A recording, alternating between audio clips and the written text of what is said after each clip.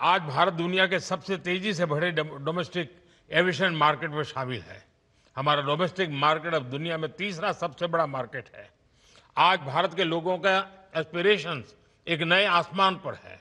ऐसे में भारत में एयर ट्रेवल की डिमांड लगातार बढ़ रही है और इसलिए हमारे एयरलाइंस लगातार अपने एक्टिव फ्लीट को बढ़ा रही है।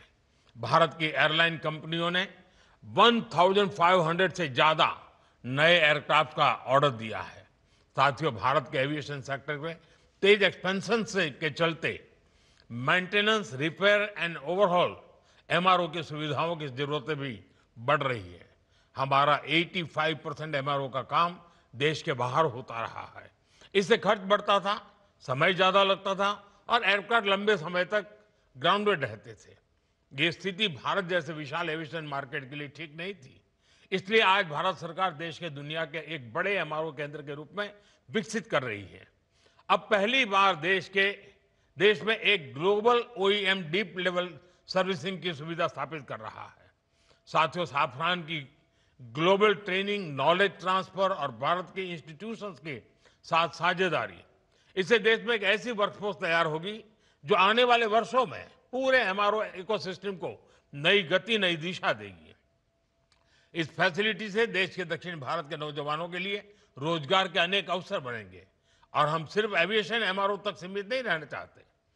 हम शिपिंग से जुड़े एमआरओ इकोसिस्टम पर भी बहुत बड़े स्केल पर काम कर रहे हैं।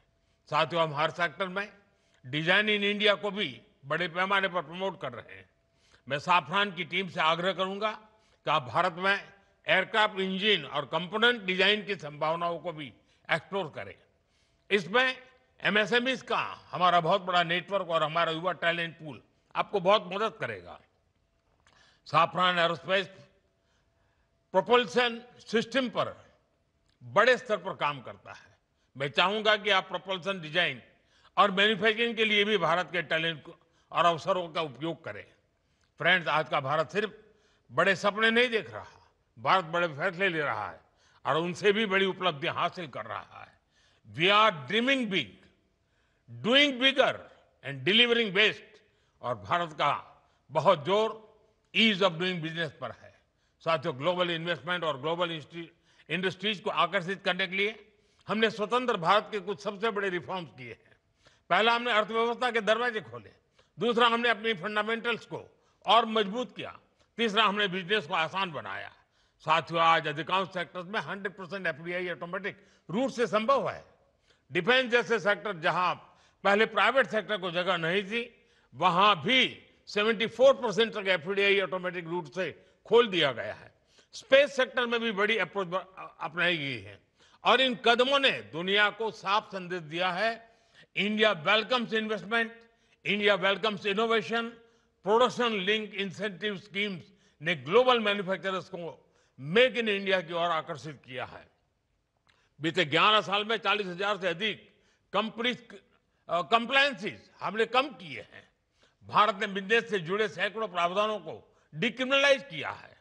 नेशनल सिंगल विंडो सिस्टम ने अनेक अप्रोच को एक ही प्लेटफॉर्म पर ला दिया है। GST reforms, faceless tax assessments, नए लेबर कोड्स और आईबीसी, इन सब ने गवर्नेंस को पहले से कहीं अधिक सरल और पारदर्शी बनाया। इन्हीं प्रयासों की वजह से आज भारत को एक ट्रस्टेड पार्टनर, एक मेजर मार्केट और एक राइजिंग मैन्युफैक्चरिंग हब के रूप में देखा जा सकता है।